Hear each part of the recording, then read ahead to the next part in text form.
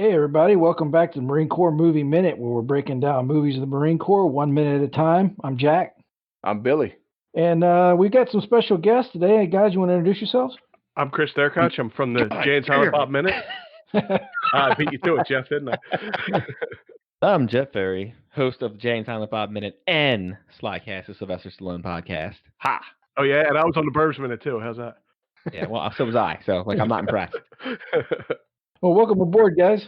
Yeah, you guys get to join us this week. We're going to be doing minute 120 today, so let's go ahead and crack into this and see what's going on. 121. Is it 121? I'm looking right now at this. Oh, God damn you. I get them every time with that because I didn't label them right. So when I send them to him, they're off by one. yeah, cocksucker. Yeah, all right, well, 121, everybody. So you just called him a cocksucker. I guess we're allowed to curse on this, then? Oh, yeah. Okay. Oh, yeah. Even if we weren't, I would, so. Yeah, you would have figured that out real quick. Okay. I do want to listen to a PG Marine podcast, though. Yeah, that ain't happening. Oh, no, it would be very short. That sounds like a lot of fun. Yeah. Hey, everybody, and goodbye. Hoorah. Yeah. Minute starts with pretty pleased with himself Gunny sharing a moment with Stitch Jones, and the moment ends with a real quick helicopter flyby. Yeah, that's true. Yeah. Well, Chris, Jeff, I didn't say it, so welcome aboard. Appreciate you guys coming by. I know we talked briefly with Jeff. For some reason, we weren't able to talk to Chris ahead of time in the green room. I stopped and had a couple beers on the way over. I couldn't make it to the green room. I'm sorry. There's a real surprise. No worries. I brought some with me, too. There you go. There you go. Attaboy. That's a can of whoop ass right there. Jeff kind of explained to us a little bit his history with the movie. If you guys want to kind of just touch base with the listeners and let them know where your background with this particular movie. Amazingly for me, my background for this movie is when you asked me if I wanted to come on the podcast, I watched the movie. I had never seen it before, and I'm a Clint Eastwood fan. My father was a Clint Eastwood fan forever. I have no idea how I missed this movie. Ah, well, congratulations. I am now a fan, so you know. Okay, great. Yeah, that's always the follow-up question. Overall, What did you think? Absolutely. Again, I don't know how I wasn't watching it forever because it was a fun movie to watch and definitely my kind of movie. So that's always kind of special too, when those movies been out for a really long time, and you get somebody that's never seen it before and they like it, and you're like, oh, I remember that time. Yeah, that's awesome. Yeah. We've had both reactions. We've had people watch movies we asked them to, and they're like, I really liked it. And then we've had the other ones that are like, why did you make me watch this? Yeah. This movie stinks. Yeah. Well, I'm glad you liked it. I told you guys in the green room, which I showed up for and other people didn't. I had a vague recollection that I had seen some of this movie. But it was just in passing as a child, as you had to watch all those things because there was only one TV. And if you wanted to watch something, that's what you watched. I think the problem with this movie, why people don't remember it, is I told the average person to name 10 Clint Eastwood movies. They're not going to name this movie. They're going to hit the Westerns, spaghetti Westerns. They'll probably go through like Dirty Harry. They'll hit his newer stuff he's done. I feel like this one just kind of falls, and they might throw the Clyde ones in there if they like those. I feel like this one just falls. The man has made a lot of movies, and I think this is just the problem. Is it's a good movie, but it's like not that it's outside of his normal genre, but it's not one of his like main tent poles that he did. Yeah, unless you were a Marine, I could see that. Firefox is another one that unless you like knew of it, you may not even remember it. But it's the one where like you're like, I don't remember it, and then it comes on like TBS, and you're like, I remember this movie. Yeah, that was that one with the badass jet. Yeah.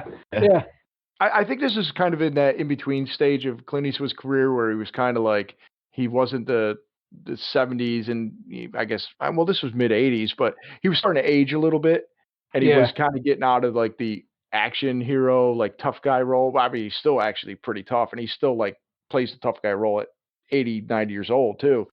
But he kind of, I just feel like he had that kind of lull, like Bronco Billy lull, stage of his career. and then all of a sudden he kind of came out with these like really, even if his movies like weren't excellent, like he comes out with these really critically acclaimed like directorial movies. And he's kind of in that. And then, and then he does a movie here and there. And of course I always enjoy seeing them, but I can see this is kind of in that like in between stage of he's one of the biggest actors in the world versus one of the best directors in the world, or at least well known, anyways. But it's to me, it's always a staple of it's Veterans Day, it's Memorial Day, TBS or History Channel or one of those places are going to do a war movie marathon. Heartbreak Ridge might show up on it. AMC, that's where it usually comes on, at AMC. Veterans Day weekend. Yeah. One thing I was confused. I thought it was Hamburger Hill. I had it confused with the other one. Oh, yeah, that's a little more serious than this movie. Yeah. That's just what I was going to say. One thing I didn't expect from this movie, I expected it to be Clint Eastwood. He's a badass. It's going to be pretty serious. And his crew's a little slapsticky in the beginning. Yeah. No, this definitely plays like a comedy. Oh, you mean that's not what a real Marine recon unit is? Maybe it is. I don't know. I was never there, but I don't know. This is practically a documentary. So. Oh, is it? Okay. Every unit that I've ever been in has been like these plucky upstarts who, just need the right father figure to come in and like make them a team. It's kind of like the Mighty Ducks or Bad News Bears, as I always call it. Here's what I would say: stuff that happens like at the barracks, something like the ball breaking, like him with the shirts and like that kind of stuff. That's a little more close to life. Complete ineptitude of the soldiers or of the Marines. No. No, yeah. And even units that suck aren't that bad. Does it really happen that his people who are under him are going to kick his ass because they don't like him? Does that really happen? I'm not going to say it's never happened. I don't know what you're talking about. But typically, typically no. But does it? Yeah, probably. Yeah. I mean, that's the thing. Like that's why you have like 5 drill instructors in boot camp, because there is that one guy the size of Swede that might take a shot at a guy yelling at them. But there's 5 other dudes that are going to just pile on you right afterwards. It never ends well. Yeah. I never joined the military because I thought I would be that guy as a kid. I was always like, if they start yelling at me, I'll yell back and we'll get in a fight. But now as I get older, I realized as a kid, I've probably been laying on the ground crying, getting my ass kicked. So. My whole goal was like, I was there for like 5 weeks and they're still like, who are you? I'm like, yeah, that's good. That's a good thing, that's right? what you want. Yeah, that's what you want. I when I was in boot camp, it was like the first week, which is always like hell week. It's horrible. We had a guy completely lose his shit on like day 1 of actual pickup and training. Oh no. And so he was like, he refused. He's like, this recruit refuses to train. And they're like, get him out of here. Like they try to get him on board. And when they realized that he wasn't, they immediately removed him from the situation because they didn't want to get everybody else, infected with that. Like, that's how mutiny started. Yeah. Oh yeah. So they got him the hell out of there. Now, when we were at Chow and the Firewatch guys confirmed this for us.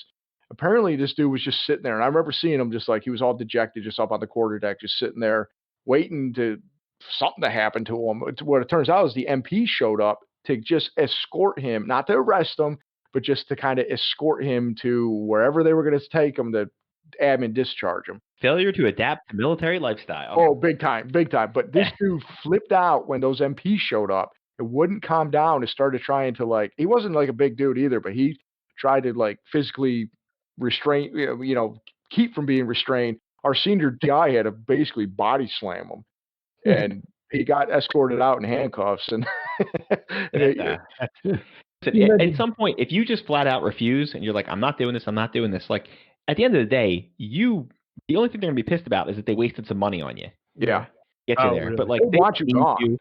They draft you. You volunteered. They're like, all right, we'll send your ass home. Goodbye. Yeah, you just could never come back. Yeah. Meanwhile, the family's at home pulling the damn have a good luck with recruit training, going away party, shit off the walls, and there's a little knock on the door. Show up. My recruiter, the guy in charge of the recruiting station, not my direct recruiter, gave us a card. He was like a master guns or master sergeant. He gave us a card. It was his direct card in case we needed anything. Yeah, well, like we could call him, but he still gave us his card. And all he wrote on the back was Y.A.P. And he goes, you know what that stands for? And we're like, because there was a couple of us from high school that kind of went in together. We all just kind of did the buddy system so we could at least be in boot camp together. And I said, you're a pussy. and he says, remember this, because if you quit and you go home, all your friends will be, yeah, and you say, fuck the Corps and fuck this and blah, blah, blah. He goes, in the back of their mind, they're going to be thinking, yeah, but you didn't make it. You're a pussy. Right. So that was his little way to remind us to just stick with it, you know. Yeah, sometimes you just got to get to those rough spots. They happen. Yeah, like every day. Yeah. For 4 years. 4 years. Yeah, that's right. Yeah, 4 years. It's not like I'm still doing it. Right. Yeah, right. That's just our mantra for the rest of our life. Just got to make it through today. Fucking 23 years. I do have a problem at the beginning here. Mario Van Peebles, I know he looks at the Gunny here. Yeah. Don't like his look. It's weird. It's weirding me out. I have it frozen on my screen. I don't like it. I mean, I think it's a nice moment when you watch the whole movie, but when you just watch this 1 minute, it's like they're flirting with each other. It really is. I mean, getting a wink from Clint Eastwood in real life or Gunny in this movie is like the equivalent of like someone coming up and hugging you. Yeah. That's all you're gonna He's get. not the most emotive man ever. No. Yeah. Oh no, yeah. That's probably more than Aggie gets from him. Yeah. She gets a little pat on the butt. Yeah. I like the fact that these two, I mean, they sum it up. He's even got a smirk on his face afterwards. Given where their relationship started very tumultuous, and then now they have a mutual respect, and of course that just makes Mario Van Peebles' day. But it does when you pause that, it does seem like he's like, hey wink, baby. Yeah. You, me, hot shower, wink, wink. Yeah, but this is a nice moment. It's totally ruined by the embodiment of the green weenie himself. Major Power shows up. Yeah. It's 24 seconds before he shows up. He really got us a good minute here. Yeah. Actually, as usual, here comes the officer to ruin the fun. Yeah. Yeah. The fun police. Get on your damn feet. Get on your damn feet, Highway. Yeah. I do like the whole, like what the hell, what are you doing? And he's like, I'm enjoying the view, sir. Like he has no time for Major Powers at this point anymore. He doesn't care about his bullshit. He was never afraid of him from the beginning. No. Yeah, never. Well, and I mean, I'm sure these guys know it. Once you reach a certain amount of time, you could give a shit what the officer says. Yeah. Yeah. Yeah, what are you gonna do? Fire me? Get the fuck out of here. Maybe of a certain rank. If this dude's like a major, it's like whatever. There's like 50 of you running around. I don't care. Yeah. I think early on in the movie, he was, he this was his chance to come back, and he had trouble in the past, so he was a little more on his toes with trying to play ball. He ate a little bit of shit from him, but he never backed down. But but at this point, he's just like, I don't care. I just had he's having a post-orgasmic cigar. I think he just retired. Yeah, on active duty. Well, yeah. No, this right here, this is the look of a man that has just decided he's done his job. There's nothing left to do. I'm fucking done. I don't fucking care anymore. It does feel like that. Yeah, he got to go out on top. He's champ. Yeah. He's going to retire now as champ. He got his win that Major Powers said that 1-1. So now he's 1-1. And and I was just he's got that cigar that he's been carrying around since he took it off a dead soldier. At this point, he's just to me, I'm like, it's almost like a post-coital smoke because he's like war is orgasmic for him. So and of course he's got to be ruined by the Major. I'll tell you why this guy is a bad officer. Besides all the real reasons we know it is. Any quality officer, when the other guy shows up, would immediately have taken credit for it.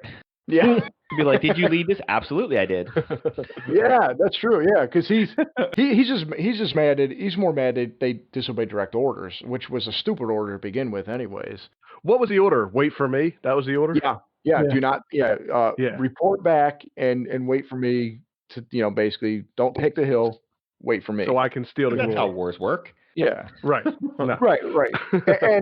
And that's exactly it, because Powers looked at war as a way, basically a way to advance his career, which there are plenty of people like that as well.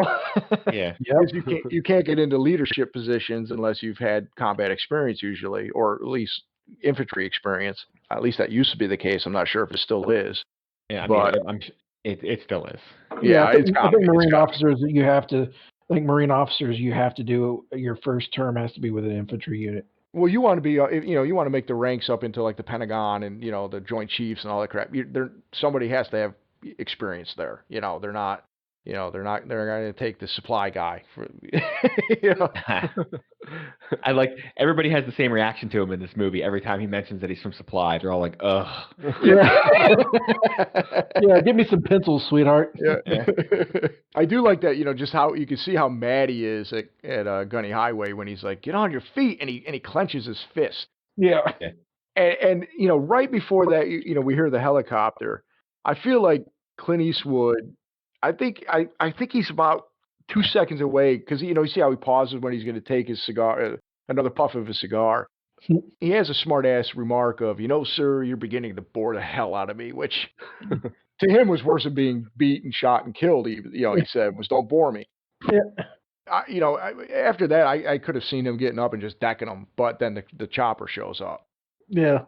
I feel like he was just in no mood for any of his shenanigans at this point. He's eaten enough shit from Powers. Plus, he already kicked his ass once.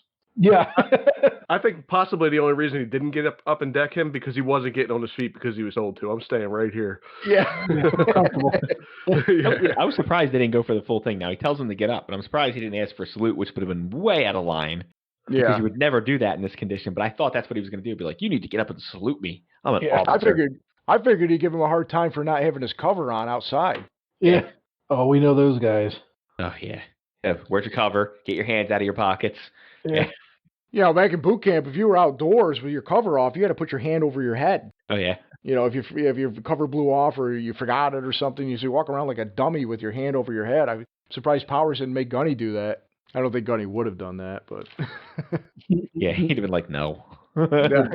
Yeah, not doing that. Now there's a big pile of bricks that we see when the Jeep, when Stitch walks away and then the Jeep pulls up. And are we supposed to believe that these bricks were there from the explosion of when they destroyed the Collapsed fort the a couple wall. minutes ago? Yeah.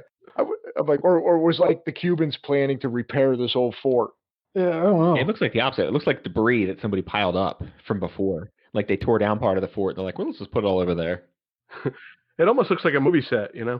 That is, Imagine that. like, if I had a criticism, like an overall criticism of this movie, and I'm sure it's budget reasons, like, there's never more than, like, 9 people in any scene. Yeah. And, like, if Clint Eastwood makes this movie, let's say 15 years later, I'm like, say he's not in it, I'm sure he gets a slightly bigger budget to hire some more extras and a little bit.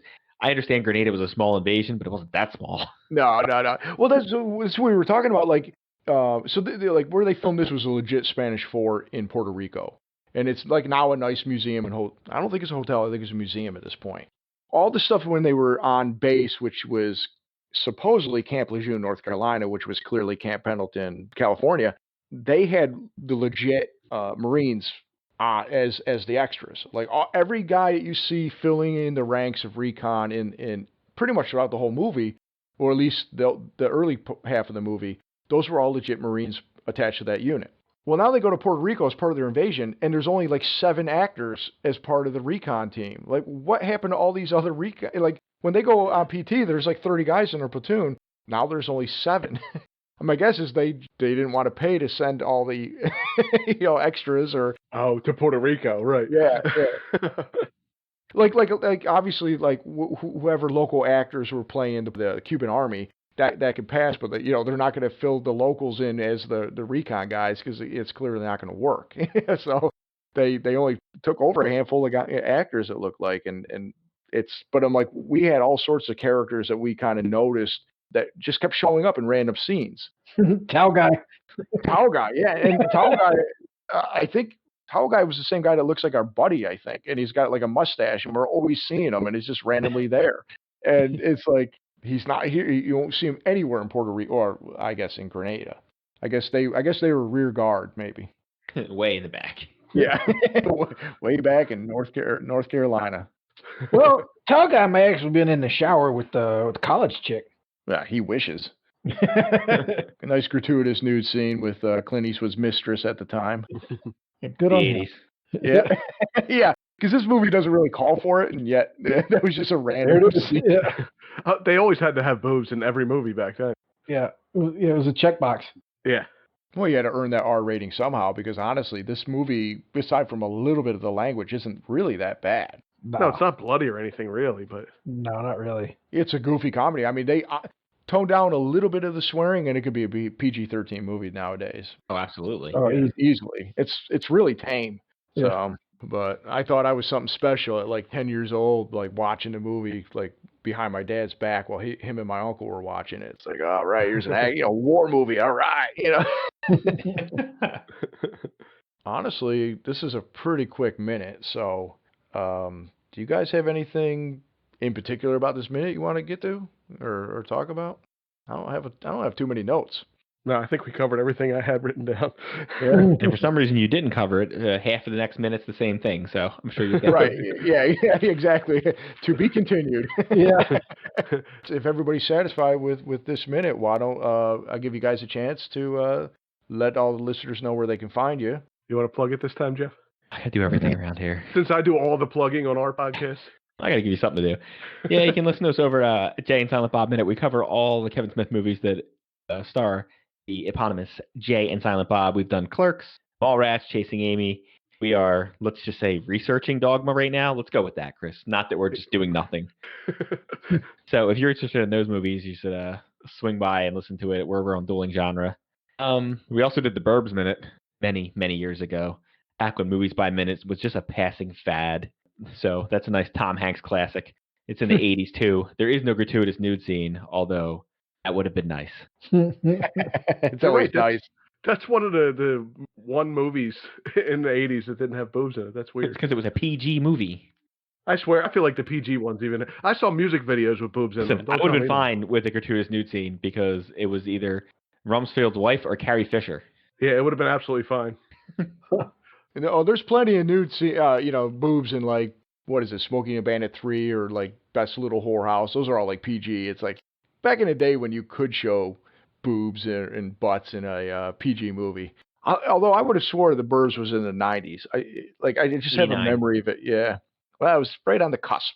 But it still qualifies as a 80s movie. Everybody can find us at the Marine Corps Movie Minute, our Podbean site, and of course on Facebook.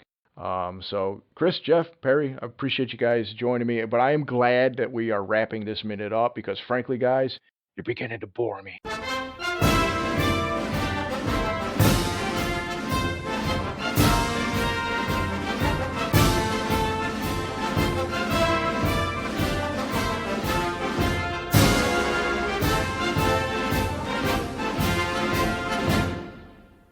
Or I should say, you're beginning to bore the hell out of me. I fucked up the line. I forgot to read the script. I'm an asshole. Shocking. Say what? And we'll probably still fuck it up, even though we just. We'll still fuck it up. Don't worry about that. It's fine. It's fine. Say what? Well, we can. I can't even talk right now. You have a stroke? Are you okay? Oh my god! Yeah. No, I'm not.